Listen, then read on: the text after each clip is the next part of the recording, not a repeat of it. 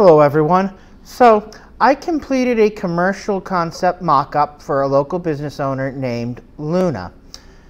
And this owner wanted to know if there was a way that the clips and B-roll footage that I assembled could be narrated by somebody else, if sound could just be taken out and put in.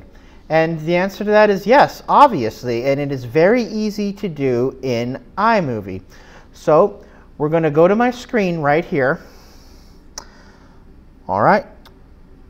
You're going to notice these waveforms right here are the voice and whatnot.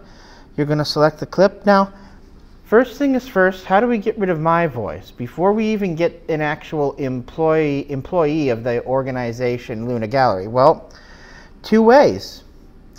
First, most used is this.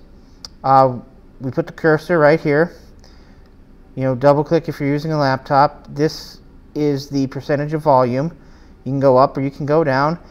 And at 0%, you don't hear my voice. I mean, think of all the people who wanted me to shut my loud mouth and all they had to do was get good at technology.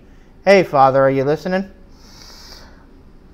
Now, the other way to do it is to actually click on the audio, raise it up here, and then click on the clip, and you're going to go to detach audio, and you can just click on the audio. Again, double click your mouse pad if you're using Mac, and you can just delete it. Now, one thing that I want you to know, and that's very important when you detach your audio, and I'm actually going to go to edit and I'm going to undo it.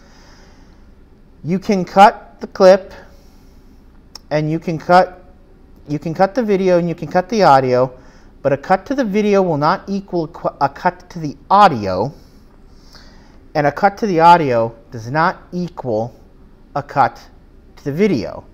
And so if you have audio with no video, you'll just hear the audio and the screen will be black. If, of course, you have video and the audio is gone, people won't hear anything, which can be pretty embarrassing if, let's face it, you're talking. So now, what you can do is you can hit the command key and A, and that selects both the clips. And what you can do is you can go to split clip, and then you can go to another location, again command A, split clip, and then you can actually delete these clips here. Okay, so you just go to command and select this clip, and then you would hit the delete key. I'm going to undo all of that though, because I don't really want to change this clip. I actually like it as it is. I'm just doing this to point out that it can be done, and unfortunately it can be a very, very time-consuming lesson when you have chopped your audio but forgot to chop your video, or chopped your video and you forgot to chop your audio.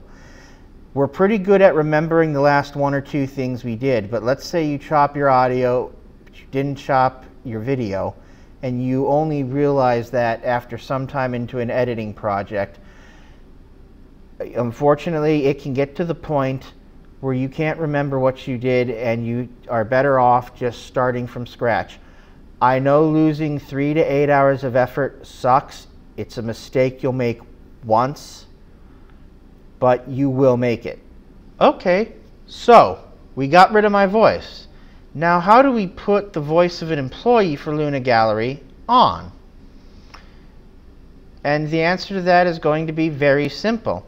You would just hook a microphone into your computer, you know, and this can be done with London or Luna, and you go to this icon right here. It looks like a microphone, and this is a tool that's built in and will do the narration. You need only click on this button and it'll start. Now, you can start your narration from the beginning of a clip, middle, or you can just choose to narrate to the end, you know, have these beautiful interior shots, and then when you have that final card that comes up that gives, you know, the hours and location the business is open, you can narrate that so people see it and people hear it and it sticks with them just a bit more. So that is how it is done. Now I do want to give one word of caution when you're doing narration. It is better, if you know you're not going to be on camera and you're going to narrate later, to do it all in one foul swoop, because the voice of humans changes. I did a video and a good friend of mine wondered what was up with my voice. I was a bit louder in some clips. My voice was a bit lower. Well, I actually had shot the picture, if you will. It was a tutorial, and I shot it over a couple of days. And some of the buildings I shot in were buildings that there was nobody in. Some I had to do it very fast, so I had to talk fast, I had to talk soft. And what I found out is it's so much better to just sit down and do your narration in one continuous go. Now, having been said that, I'm not going to actually add any narration. You know, you do get this wonderful graph that tells you, or the count here. You can see that right there. I'm just going to hit, you know, stop, because I don't want to, like I said, I don't want to do any narration.